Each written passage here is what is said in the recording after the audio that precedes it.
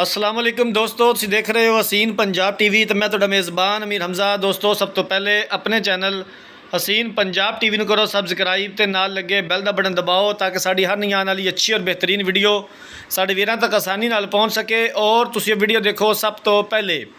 अज जनाब अपने वीरां भरावां वास्ते एक पहलन झोटी की वीडियो लैके हाज़र होए हैं, एक मुदरी का नग लैके हाज़र होए हैं। बूरी माझ जनाब 5 कलान शौकीन झोटी है जनाब। पहला सूआ इन्हें सुना है, सून दे विच दिन लैंदी है।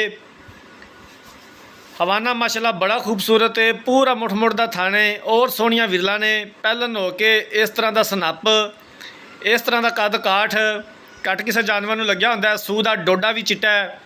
काफ़ी वीर भरा डिमांड करते सन कि जनाब बूरी मझ लैके आओ, 5 कलान मझ होवे। काफ़ी अरसे तो बाद जनाब जानवर मिलिया माशाल्लाह। शौकीन जानवर है, 21 आरा वाला जानवर है। जिस तरह साढ़े वीर भरा डिमांड करते हैं उस तरह का जानवर लैके हाज़र होईदा है। वीडियो मेरे वीरां भरावां ने एंड तक देखनी है। वीडियो अच्छी लगे तो लाइक तो शेयर ज़रूर करना है। बाकी जानवर कैमरे की नज़र है, उम्मीद है कि मेरे वीरां का शौक पूरा कराएगा। तुरदी फिरदी कैमरे की नज़र है, वीरां दे सामने आ। 5 कलान झोटी है जनाब। पहला सूआ इन्हें सुना है, मूँहों चोगी है, थन देख सकते हो माशाल्लाह बड़ा खूबसूरत लग्या होया है। मजीद 8 तो 10 दिन लै जाएगी सून दे विच।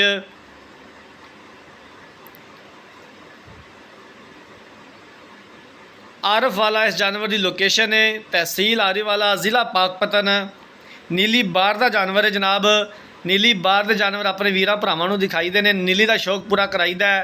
फुल शौकीन झोटी है। पहला सूआ इस झोटी ने सुना है, 8 तो 10 दिन लै जाएगी सून दे विच।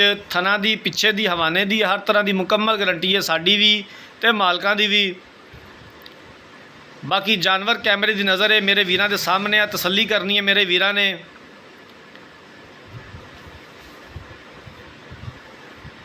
कोशिश करी दी है कि अच्छे तो अच्छा जानवर अपने वीरां भरावां नूं दिखा सकीए। बाकी लैने देने मुकद्दर ने। दंद देख सकते हो जनाब, चोगी है जनाब, मूँहों सफ़ैद चिट्टी आखे, पूरे जिसम उत्ते पशम है। खून रत बड़ा है माशाल्लाह, कद चंगा है झोटी दे कोले।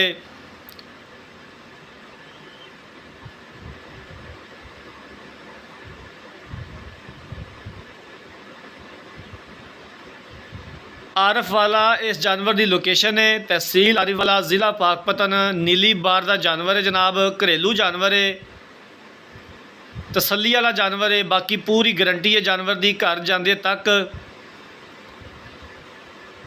6 लाख रुपया इस जानवर की डिमांड करते हैं मालिक।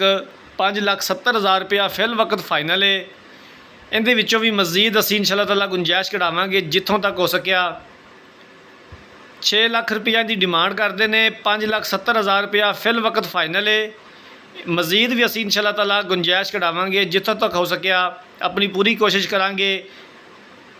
बाकी जानवर कैमरे की नज़र है, वीरां दे सामने आ।